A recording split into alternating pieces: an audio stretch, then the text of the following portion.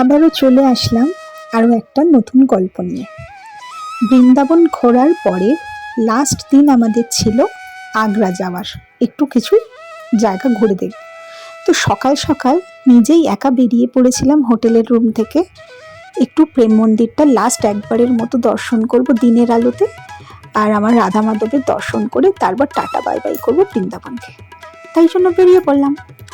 এই দেখো, এখানে এটা দেখে কিছু বুঝতে পারছো, শ্রীকৃষ্ণ লীলা করেছিল যখন ইন্দ্রদেবের প্রকোপ থেকে তার ব্রজবাসীকে বাঁচানোর জন্য এই গোবর্ধনগিরি পাহাড়কে ছোট আঙ্গুলে তুলেছিলেন। সেটা একটা লীলা ছিল। আচ্ছা তোমরা বলো, ছোট আঙ্গুলে কি পাহাড় তোলা যায়? যায় না।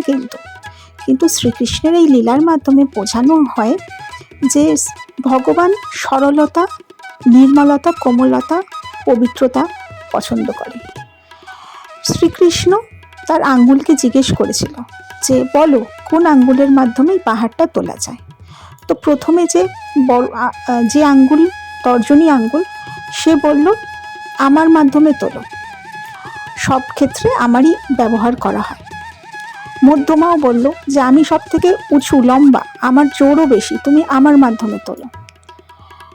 অনামিকা আঙ্গুল বলল তুমি, আমার আঙ্গুল সবসময় শুভ কাজে ব্যবহৃত হয়, তুমি আমার আঙ্গুলে তোলো। আর আমাদের যেটা বুড়ো আঙ্গুল, সেও বলল যে এই আঙ্গুলে জোর সব থেকে বেশি হয়তো, তো এই আঙ্গুলে তুমি তোলো।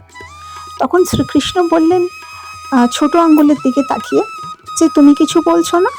তখন সে বলল আমি কি বলবো, আমি তো খুবই কমজোরি, আমার খুব একটা বেশি জোর নেই, শুধু আমি এটাই জানি যে আমি আপনার হাতের একজন আঙ্গুল, আপনি আমার ভরসা, তাই এটাতেই আমি উপকৃত যে আমি আপনার হাতের আঙ্গুল হতে পেরে। তো ভগবান শ্রীকৃষ্ণ সেই ছোট আঙ্গুলের এই কথাটা শুনে এত বেশি খুশি হলেন যে সেই ছোট আঙ্গুলের মধ্যে গিরি গোবর্ধন পাহাড়কে তুললেন। ভগবান বলেই সেটা করা সম্ভব। তো ভগবানরা তো লীলা করেন, আর সেই লীলার মাধ্যমে কিছু না কিছু শিক্ষাগুলো আমাদেরকে দেন। এটার মাধ্যমে বোঝা গেল যে অহংকার বা ইগো কখনো ভগবানের পছন্দ না। যেখানে অহংকার থাকে, ক্রোধ থাকে, লোভ থাকে, ইগো থাকে, সেখানে কিন্তু ভগবান ধরা দেন না। ভগবান তো আমাদের সকলের মধ্যে আছে, কিন্তু যেখানে যাদের মধ্যে ইগো আছে, অহংকার আছে, আমি সর্বশ্রেষ্ঠ, আমি আমার ব্যাপারটা আছে, সেখানে ভগবান নিজেকে গুটিয়ে রাখেন, নিজেকে ধরা দেন না।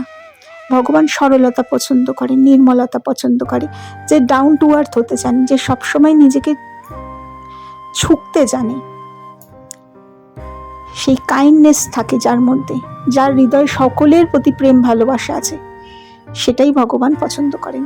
তাই ভগবান সেই ছোট আঙ্গুলের মধ্যে দিয়েই এই লীলা করেছিলেন, গিরি গোবর্ধন পাহাড় পর্বত তুলে ব্রজবাসীকে ইন্দ্রদেবের প্রকোপের, ভারী বর্ষার বৃষ্টির থেকে, প্রকোপ থেকে বাঁচিয়েছিলেন, আর আমাদেরকে এই শিক্ষাটা দিয়েছিলেন। তার জন্য অনেক অনেক অনেক ধন্যবাদ।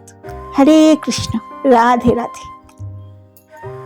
শ্রীকৃষ্ণের লীলা বা কথা বলতে এত ভালো লাগে না। কখন দেখো বৃন্দাবন থেকে আমি আগ্রায় পৌঁছে গেছি, কিন্তু আমি সেই লীলার গল্পই করে যাচ্ছি তোমাদের সাথে। যাই হোক, তারপর কি আর, ট্রাভেল এজেন্সির গাড়ি করে আমরা বেরিয়ে পড়লাম আগ্রার উদ্দেশ্যে। আগ্রা ফোর্ট, এইটি দেখছো আগ্রা ফোর্ট। তো আমার ভীষণ ভালো লাগলো জায়গাটা। প্রচণ্ড রোদ ছিল, বাট পুরোটা একা একা ঘুরছিলাম, বেশ ভালো লাগছিল। কিন্তু মানে মোগল স্থাপত্য দেখার সুযোগ হলো, এই প্রথমই মোগল স্থাপত্য দেখলাম। এর আগে কখনো দিল্লি খুব একটা যাওয়া হয়নি, তো বেশ ভালো লাগছিল। কিন্তু এই আগ্রা ফোর্টটা দেখতে, অনেকটা বড় জায়গা জুড়ে, অনেক হেঁটে হেঁটে হেঁটে হেঁটে পুরোটা ঘুরে দেখেছি, খুব ভালো লেগেছে। তারপর আগ্রা ফোর্ট থেকে চলে আসলাম তাজমহল। তাজমহল সম্বন্ধে তো আমরা সবাই জানি, তাই না? ভালোবাসার প্রতীক হিসাবে তাজমহলকে ধরা হয়। কি সুন্দর লাগছে না বলো দেখতে? ক্যামেরাতে একটু বেশি ভালো লাগছে, বাট কাছ থেকে আমার অত সামহাউ মনে হচ্ছিল যে ওই তাজমহলের যে একদম ধবধবে সাদা ভাবটা কিন্তু অনেকটা কমে গেছে।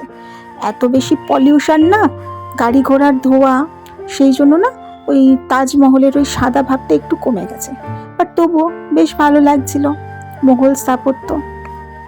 আচ্ছা, সবাই তাজমহলকে ভালোবাসার প্রতীক হিসাবে ধরে, কিন্তু আমার না কোথাও একটা তাজমহল দেখে ভীষণ ভেতরে একটা কান্নার একটা মানে অমানবিকতার পরিচয় মনে হচ্ছিল।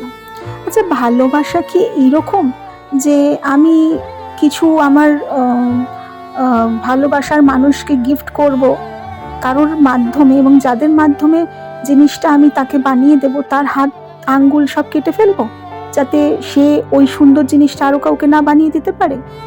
এতটা অমানবিকতার মধ্যে কি ভালোবাসা লুকিয়ে থাকে বলো? ভালোবাসা মানে তো উদারতা, ভালোবাসা মানে হচ্ছে কাইন্ডনেস, ভালোবাসা মানে হচ্ছে ট্রান্সপারেন্সি, ভালোবাসা মানে হচ্ছে নিষ্পাপ ভালোবাসা, যে ভালোবাসায় কোনো পাপ থাকবে না, কোনো এক্সপেকটেশন থাকবে না, উইদাউট এনি চাওয়া পাওয়ার বিনিময়ে যেখানে ভালোবাসা থাকে, যে ভালোবাসা মুক্তি দিতে জানে, বন্ধনে বাঁধতে জানে না, যে ভালোবাসা না বলে একে অপরের খেয়াল রাখা যায়, একে অপরের সুখ দুঃখে পাশে থাকা যায়, আমার মনে হয় সেটাই প্রকৃত অর্থে ভালোবাসা।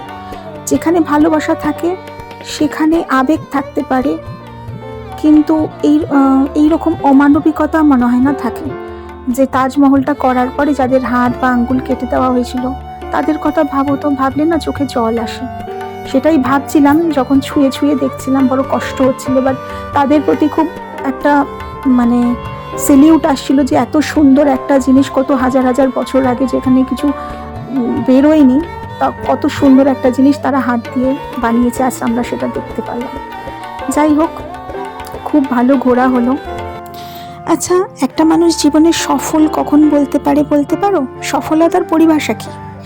আমার কাছে সফলতার পরিভাষা হলো নিজের ইচ্ছা মতো বাঁচা, নিজের ইচ্ছা মতো সবটা করা, যখন যেটা মনে হচ্ছে নিজের ইচ্ছা মতো নিজের মতো করে বেঁচে থাকা, এবং তার সাথে শারীরিক সুস্থতা, আন্তরিক সুখ, শান্তি, পূর্ণতা, তৃপ্তির অনুভূতি, এবং ভগবানের ভক্তি নিয়ে বেঁচে থাকা, সৎ পথে চলা। হরে কৃষ্ণ। আবার আসবো নতুন কোনো গল্প নিয়ে। তোমরা সবাই খুব ভালো থেকো।